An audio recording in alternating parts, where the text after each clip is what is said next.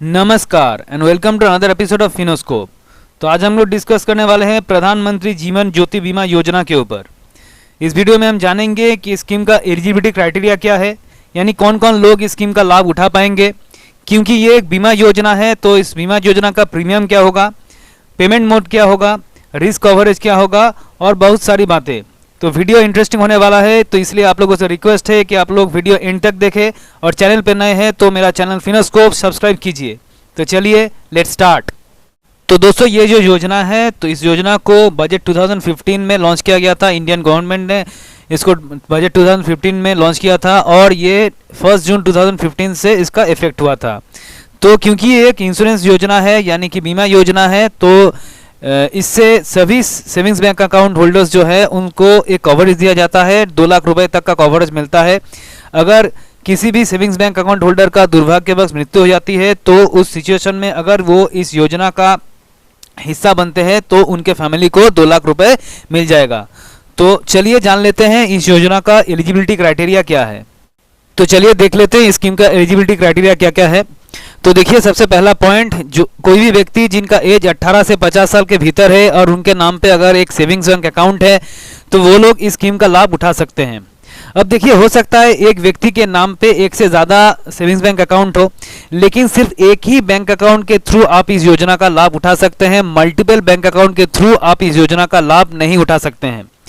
अब देखिए, जिस बैंक अकाउंट के थ्रू आप इस योजना का लाभ उठाना चाहते हैं, ये मैंडेटरी है कि उस बैंक अकाउंट के साथ आपका आधार कार्ड का लिंक हो, यानी कि आधार कार्ड लिंकिंग इस योजना के लिए मैंडेटरी है।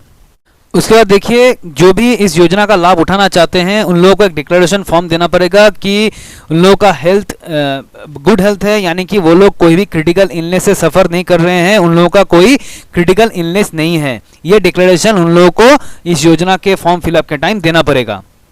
तो चलिए अब बात कर लेते हैं इस स्कीम के कुछ की फीचर्स के बारे में।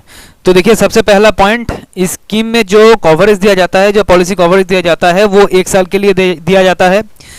उसके बाद देखिए, ये जो कवरेज है इसको आप रिन्यू कर सकते हैं, तो इसको रिन्यू किया जा सकता है 1 साल या उससे ज़्यादा के लिए आप इसको रिन्यू कर सकते हैं। इस स्कीम का जो सबसे खास पॉइंट है ये है कि स्कीम से आप कभी भी एग्जिट कर सकते हैं और फिर से फ्यूचर में ज्वाइन भी कर सकते हैं। तो ये फ्लेक्सिबिलिटी इस स्कीम में अवेलेबल है। अब देखिए, जिस बैंक के थ्रू आप इस स्कीम में एंटर करेंगे वो बैंक इस स्कीम का मास्टर पॉलिसी होल्डर रहेगा।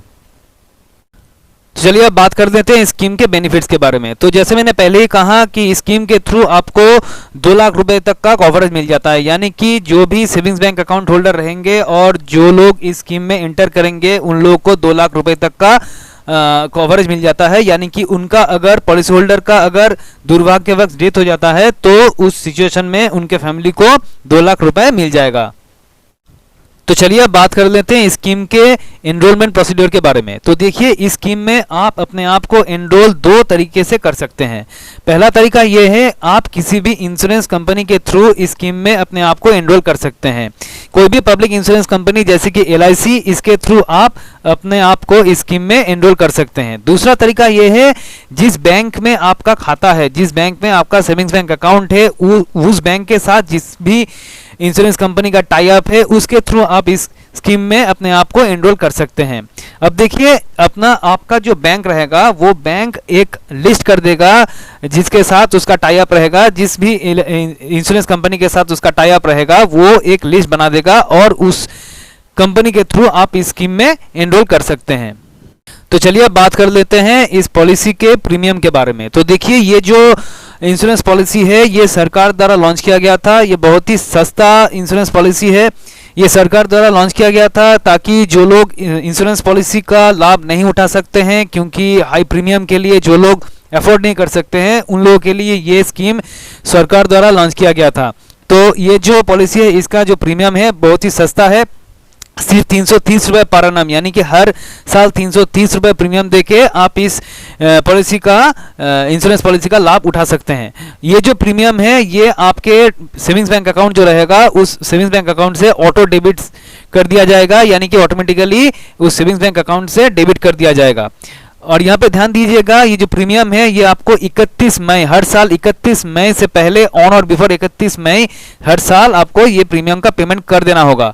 अगर आप फेल करते हैं तो डिलेड प्रीमियम एक्सेप्ट किया जाता है, लेकिन उस सिचुएशन में कुछ सर्टेन टर्म्स एंड कंडीशन रहता है, तो वो टर्म्स एंड कंडीशन फुलफिल करने के बाद ही डिलेड प्रीमियम पेमेंट एक्सेप्ट किया जाता है। तो आज हम लोगों ने डिस्कस किया प्रधानमंत्री जीवन ज्योति बीमा योजना के ऊपर।